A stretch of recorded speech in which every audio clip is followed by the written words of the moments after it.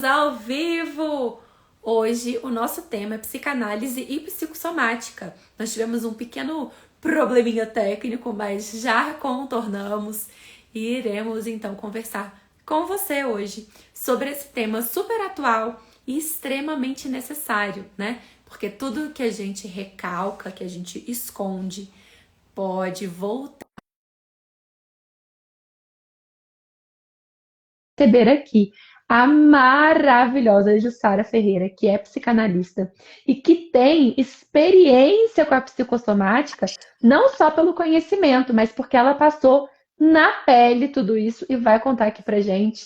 Se apresenta, Ju, por favor. Oi, gente, boa noite. Agora eu acho que tá melhor, né? Tá bem Tá melhor. bem melhor, né? Boa noite.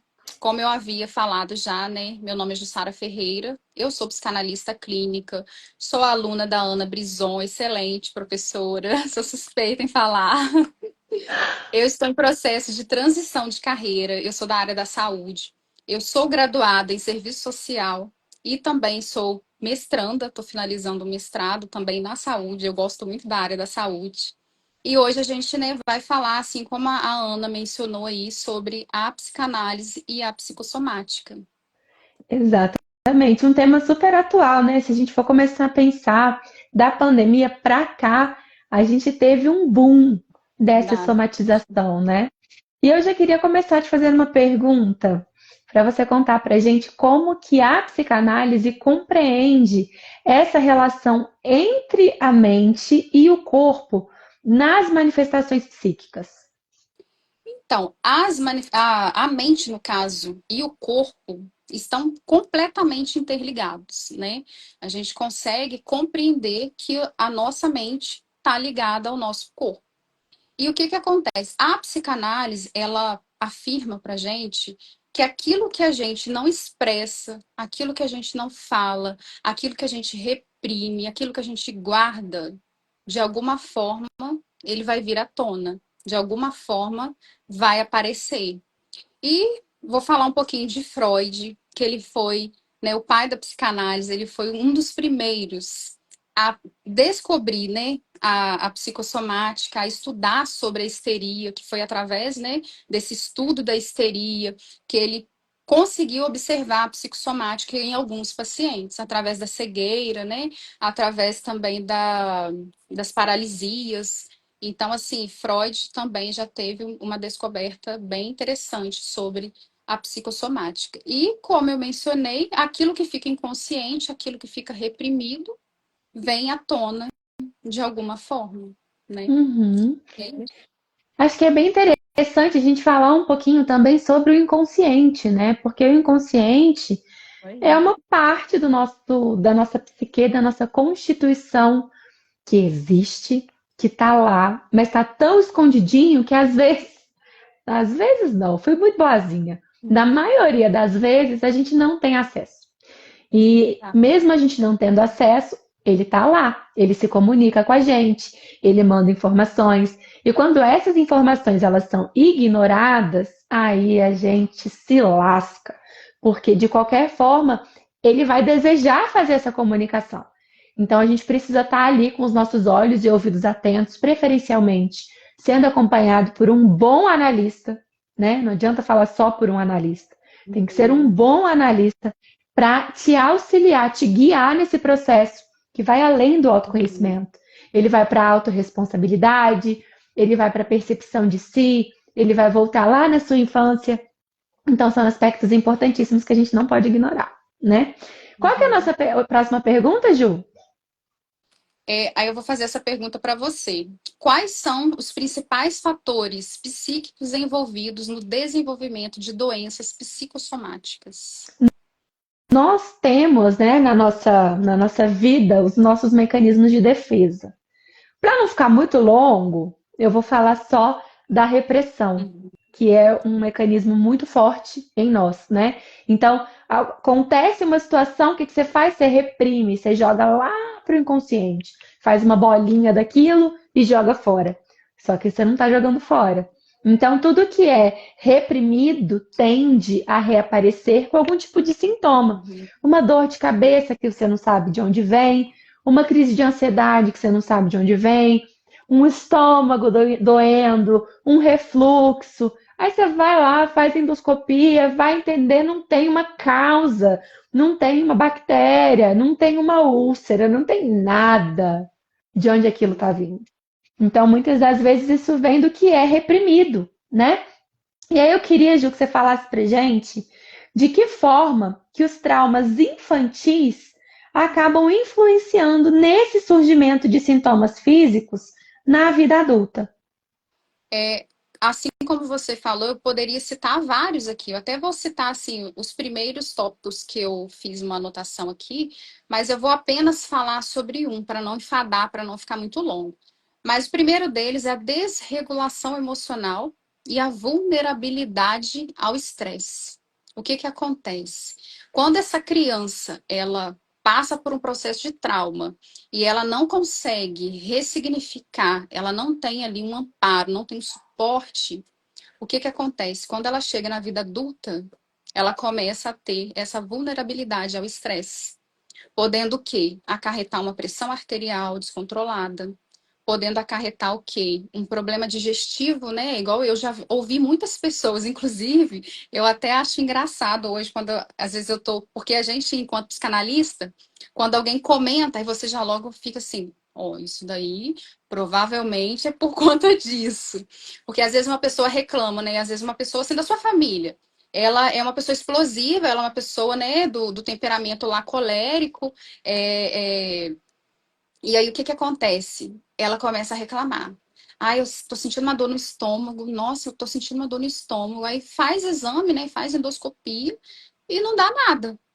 E aí a gente consegue entender que pode ter, né? Claro que não significa que seja, mas pode ter questão relacionada a essa vulnerabilidade ao estresse, né? A essa desregulação emocional por conta de questões emocionais, né? Vivenciadas na infância que não foram elaboradas, que não foram ressignificadas, né? E eu coloquei aqui também culpa e a autoaversão. Geralmente essa criança que tem esse trauma, que tem esse, né, essa questão, esse problema emocional que vivenciou lá na infância, ela é uma criança, ela se torna um adulto, na verdade, né? Que ela tem autoaversão, ela é autocrítica, ela é uma criança que ela é autoagressiva. Ela tem o sintoma do vitimismo, aquela pessoa que sempre tem vitimismo com ela, está sempre se vitimizando, sempre se sente inferior, sempre se olha como a pior pessoa, sempre se olha como o diminuído, né? Ah, todo mundo está se dando bem na vida, só eu que não, nada para mim dá certo. Então, né, esse também é um sintoma. E o último aqui, só para finalizar, que eu acho muito interessante, que você vai gostar, é o impacto do nosso sistema nervoso. Porque o que que acontece? Quando esse trauma infantil ele não é elaborado, o nosso sistema nervoso ele começa a sofrer questões, né? O que que acontece? Levando uma hiperatividade do nosso sistema nervoso é, simpático. Tanto o simpático quanto o parasimpático. Porque esses dois sistemas, eles regulam as nossas emoções também. E aí, o que que acontece? Quando isso afeta o sistema nervoso central, começa a ocorrer essa desregulação, né? Que no caso pode acontecer alteração no sono, pode acontecer também a questão da pressão arterial, do problema digestivo, da psoríase, né? Da síndrome do intestino irritável, e entre outras questões também. Uhum. E é muito interessante também a gente ressaltar que o que causa o trauma não é necessariamente o trauma, não é necessariamente o evento, né? Então, uma coisa que os meninos normalmente passam, né, que é a cirurgia de fimose, que, meu Deus, é aquele desespero. Porque, Verdade. nossa, porque o pinto vai cair, vão arrancar meu pinto, aquela coisa, aquele espaço, aquele drama, que tem homem que tem Uhum. medo do pinto cair até hoje, né? Precisa levar isso para análise. Verdade. Então, não é a cirurgia, o ato cirúrgico, a dor da recuperação, o medo que vai gerar o trauma, Uhum. é como a gente age. Então, se aquela criança tem ali um pai, uma mãe que vai ficar falando, ó, se você botar a mão, vai cair o pinto. Se você não deixar eu te dar banho, vai cair. A criança fica com medo, porque é uma ameaça real. Então a gente precisa ter essa maturidade de como a gente vai agir também com essa criança, como a gente vai agir com essa pessoa, né, Ju? Esse cuidado, né? É necessário ter esse cuidado. Verdade. Uhum. E a gente está na terceira pergunta agora, né? Deixa eu controlar aqui no meu caderninho. Não, a gente está na quarta. Eu vou te perguntar agora. Ah, sim. Como que o processo de ressignificação de conflitos inconscientes podem impactar na saúde do paciente? Uhum. Dentro da psicanálise, a gente acredita muito na ressignificação, né? Que é trazer um novo significado para aquele momento. O que não significa também trazer um significado positivo, né? Uhum. Não é bem assim. A gente não está aqui para ser a fada madrinha que vai chegar lá e vai, puf, pronto, não tem mais trauma, puf, não tem mais um momento ruim. Não é assim Uhum. que a psicanálise funciona, né? E acaba que muitas vezes, né, Ju, o processo que acontece é o contrário. Uma memória positiva, ela é revisitada e aí você percebe que já não é tão positiva assim. Foi justamente aquele trabalho da tua mente para purificar aquela visão para que não fosse tão traumático como realmente foi. Então, o processo da psicanálise ele é muito bonito por causa disso. Você começa a enxergar o que você viveu de uma outra forma e aí sim entra o ressignificar, né? E quando a gente começa a trabalhar esses conflitos do inconsciente e começa a escrever essa história com a nossa própria caneta, com a nossa própria mão, e não com a mão da Ju, que é a minha psicanalista, não com a mão da Ana, que é a minha psicanalista, não com a mão dos nossos cuidadores, né, das nossas figuras de autoridade da nossa vida, a gente começa a perceber que a responsabilidade é nossa, que a gente faz o que está ali ao nosso alcance. Então, isso é muito importante para a gente conseguir lidar com esses fatores psicossomáticos, porque quando a gente começa a abraçar essa responsabilidade, a gente começa a viver de uma forma mais leve, por incrível que pareça, né? A gente começa Verdade. a entregar para o outro o que é do outro e receber o que é nosso. Então, isso é muito bom para a gente e auxilia muito nesse processo de lidar com essa somatização, com essa dor no ombro que aparece no final da noite, com aquela dor na lombar que aparece. Ai, mas Verdade. eu fico com dor na lombar, Ana, porque eu trabalho sentada, porque eu trabalho carregando peso. Será que é isso mesmo? Ou você está criando uma justificativa para não encarar isso de frente, né? Então a gente tem que Uhum. ter essa mentalidade também. E aí, Auto, Ju, autoconhecimento é libertador, né? uhum, exatamente. E Verdade. junto com o autoconhecimento vem essa autorresponsabilidade, Isso. né? De perceber que às vezes nós somos a bruxa da história, Verdade. né? Não é a mãe, o pai, a avó. Não, os Não. vilões somos nós, as O vilãs que somos nós. nós fazemos, né, com o que fizeram conosco. É. Exatamente, isso é muito bom. E aí eu queria que você contasse pra gente qual que é o papel do sintoma psicossomático lá na estrutura psíquica do sujeito. O que que acontece? Eu até havia mencionado, né, na hora que você abriu a live, sobre a febre. O que que acontece? O sistema psicossomático, ele desenvolve um papel importantíssimo, né, nesse processo, né? É uma comunicação. Aí, como eu havia mencionado, igual quando a gente tem febre, tem pessoas que falam assim: ai meu Deus, eu tô com febre, meu filho tá com febre, ai que perigo. Não, a febre é um sintoma bom. E a psicossomática, querendo ou não, é um sintoma de alerta, né? É uma forma dela, um ponto de equilíbrio, vamos dizer assim, né? Que no caso, o fato de você ter sintomas, né, relacionado a problema digestivo, às vezes a síndrome do intestino irritável, isso está indicando que a sua psique ela não está bem, que precisa ser trabalhada. E assim funciona com a febre no nosso corpo. Se a gente tem febre, tem alguma coisa errada. Então, o que que a gente precisa fazer? Fazer exames, buscar o foco daquela febre ali. É igual eu mencionei, né, sobre o meu processo. Eu passei por um processo, né, de finitude de vida relacionado à minha mãe. Ela foi diagnosticada com câncer. E durante esse processo eu estava finalizando o meu TCC, né, o meu artigo final da faculdade, que é um processo também bem difícil, que exige muita a nossa energia, né, mental e física. E nesse processo eu desenvolvi síndrome do intestino irritável. E eu até pensei, eu estava com a síndrome do câncer, porque eu começava a ter sintoma e ficava associando ao que a minha mãe sentia. E eu descobri que era síndrome do intestino irritável. E eu passei por dois profissionais, né, que são gastros. Eu tão assim, né, desconfiada, falei, não, esse profissional aqui, esse gastro aqui, ele deve ter errado em alguma coisa, eu devo ter algum problema. E aí eu descobri que realmente era síndrome do intestino irritável e que eu precisava de fazer terapia. Eu precisava de ajuda de um profissional. Eu precisava de um nutricionista para poder comer melhor, para poder me alimentar melhor também, né? E assim eu fiz. Procurei um nutricionista, procurei um psicólogo na época, e foi aí que eu comecei a ter menos sintomas. Hoje eu quase não tenho sintomas. Eu só tenho sintomas assim, em situações de muito estresse.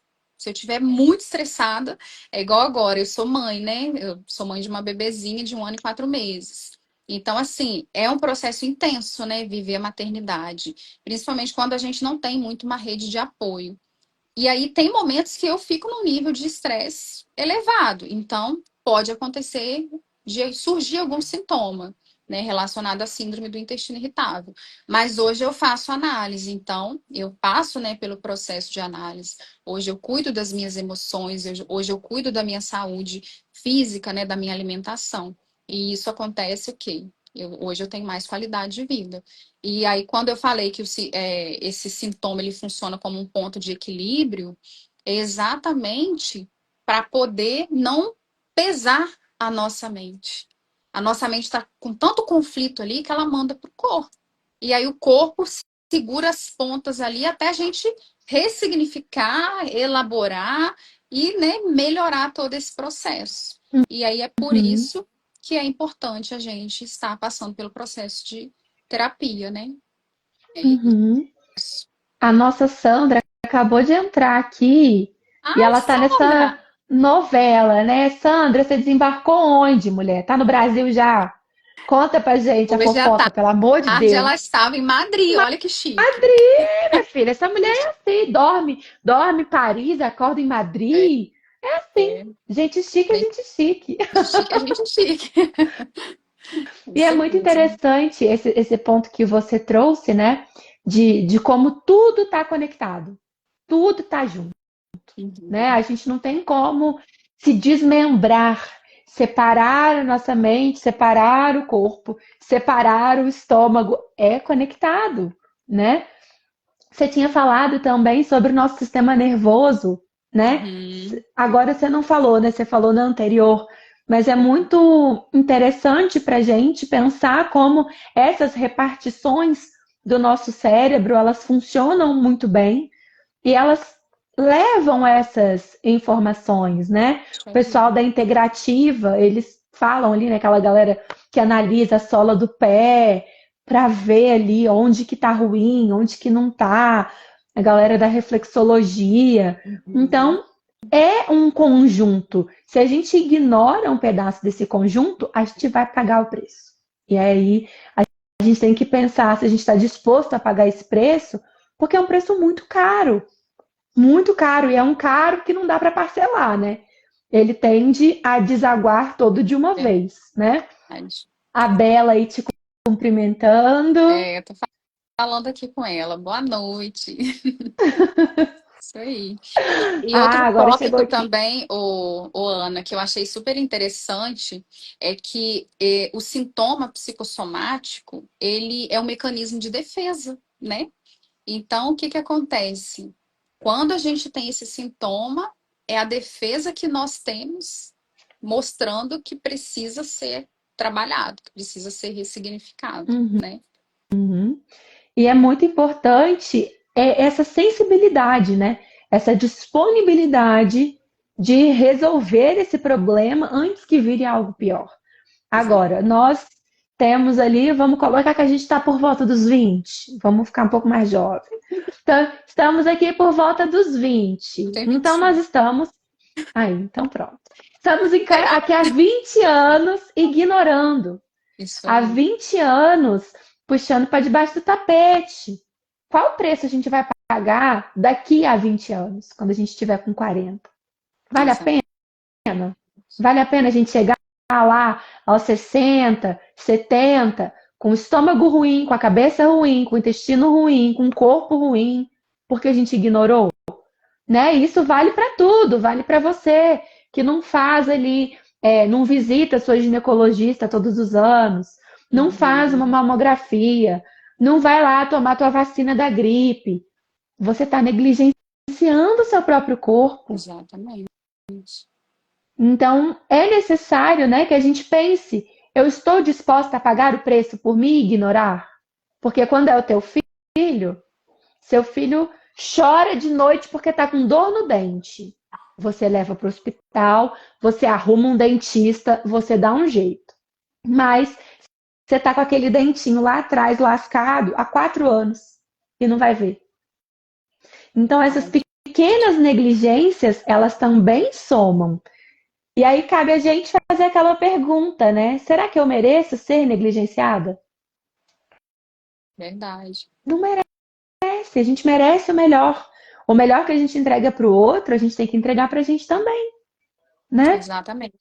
E também se a gente for analisar, eu acho que até tem assim, estudos, né, que relatam sobre isso, que o câncer hoje, ele tem ocorrido devido a questões que você reprime, devido a você não buscar, porque é aquela história, né? Aquela historinha que as pessoas falam assim, ai, mas terapia é muito caro, eu vou deixar para segundo plano, né? Vamos dizer assim. Às vezes a pessoa vai lá, paga uma academia, vai lá, paga o cartão de crédito, paga o inglês, e a Uhum, terapia ela deixa para depois, não uhum, sabendo que é algo de extrema importância. Por quê? Você está investindo em você. E a partir do momento que você investe em você, você está investindo em autoconhecimento. Você está investindo em inteligência emocional. Se você conhece a si mesmo, você se torna uma pessoa. Eu falo por mim, gente, não porque eu sou psicanalista, eu sou suspeita em falar. Mas eu falo por mim, depois que eu comecei a fazer o processo de terapia, depois que eu passei pela análise que eu passo, eu sou uma outra pessoa. E eu tenho certeza que cada pessoa aqui que também faz vai falar isso. Porque você começa a olhar para dentro de você. Você começa a se enxergar. Você começa a ver a sua vida, não só com base no que o outro fez com você. Você pega o que o outro fez com você e você ainda pensa assim: pena que o outro fez comigo. Porque eu quero viver bem, viver feliz, ressignificar. Eu não quero ter, né, questões mal elaboradas para poder sofrer, para poder ter problemas, né, emocionais, problemas psicossomáticos, né, de saúde. Então, assim, quem não faz, quem está aí nos assistindo, que não faz análise, que não faz terapia, busque fazer, porque é libertador, é com maravilhoso. certeza. É o que eu falei um pouquinho mais cedo, né? É o convite que a vida te dá para escrever com a tua caneta, a tua história com a tua caneta. Mesmo Exatamente. aquela história anterior, você tem a chance de reescrever aquilo com a sua visão. Então, isso tudo faz muita diferença. Parece bobo, né? Mas não é bobo. É muito importante a gente falar O isso. irmão entrou aí agora, Luiz Eu Gustavo. vi, que Boa fofo, noite. gente. Ai, achei muito fofo. É, Tem que fazer legal. um pix para ele depois. Fazer um pix.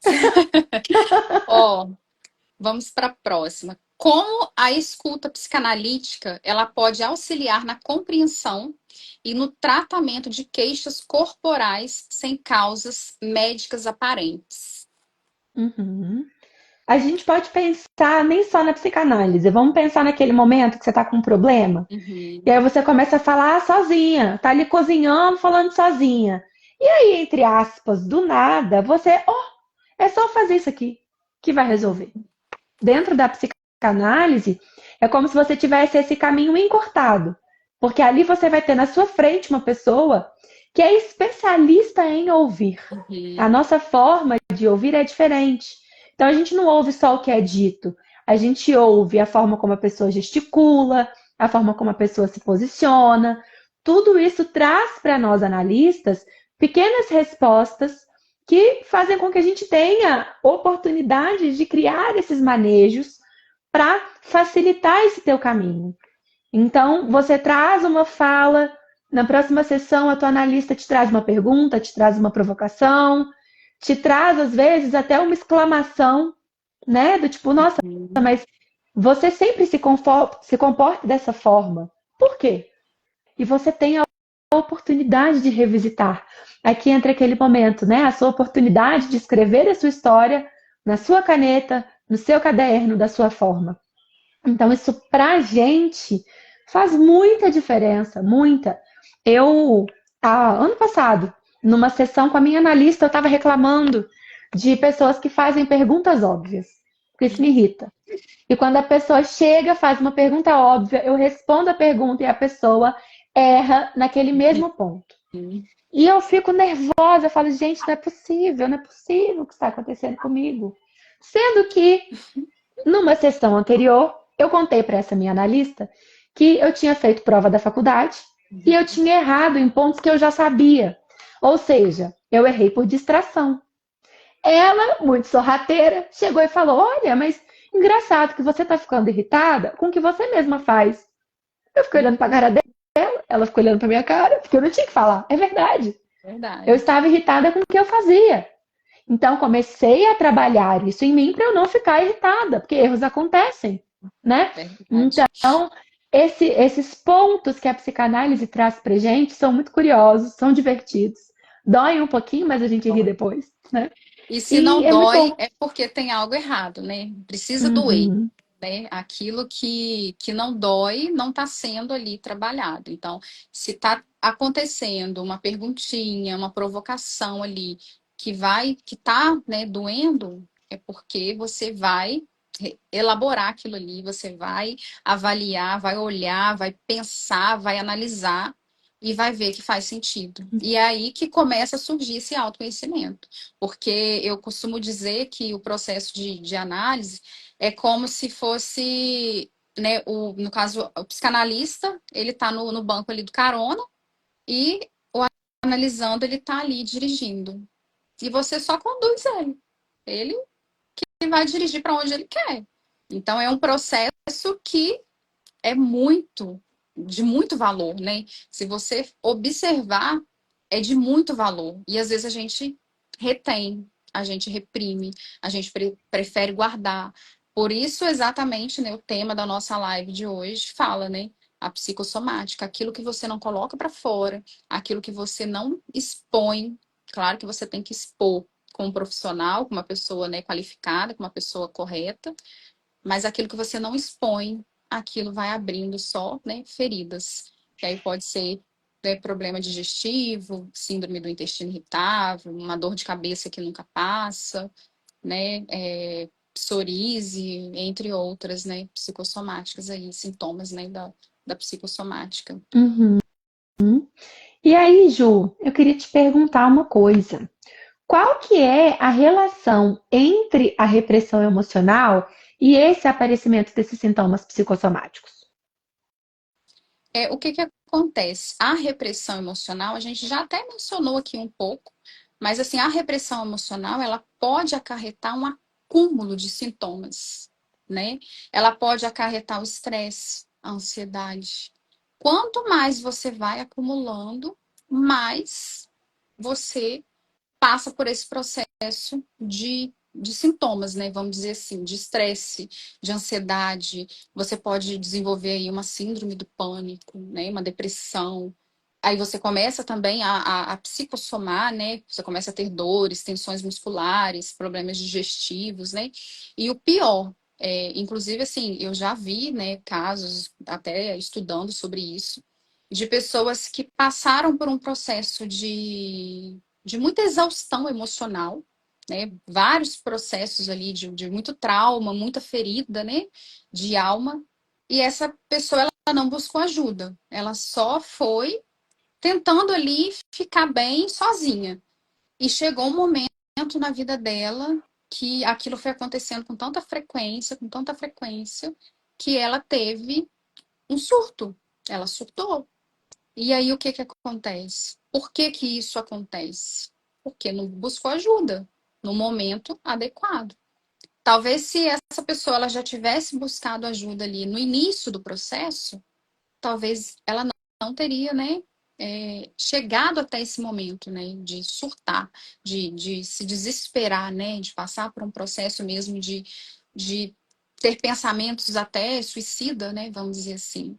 Então, assim, é muito importante você parar, você analisar, você rever mesmo os conceitos em relação a buscar ajuda. Um exemplo aqui que eu vou dar também. Às vezes você conhece uma pessoa que está passando por um processo de, talvez não depressão, mas de uma tristeza. E você está vendo ali que essa pessoa, ela está encaminhando para uma possível depressão. Então, seja um ponto de alerta na vida dessa pessoa. Orienta essa pessoa a buscar ajuda. Indica essa pessoa para procurar um profissional da saúde mental, exatamente para que essa pessoa ela não venha a sofrer essas consequências, né? Que é talvez um surto psicótico, ou talvez a psicossomática, essa pessoa venha desenvolver uma gastrite nervosa, ou ela venha desenvolver uma síndrome do intestino irritável, né? Igual eu passei por esse processo, eu sou prova viva disso. Então, assim, busque ajudar as pessoas. E você que passa por esse processo, busque ajuda. Não fique esperando, eu não vou procurar ajuda, não vou falar com um profissional, eu não sei me abrir, porque as pessoas têm esse hábito, né? Eu não vou procurar fazer terapia, não, porque eu não consigo falar da minha vida para ninguém, né? Busque um profissional, né?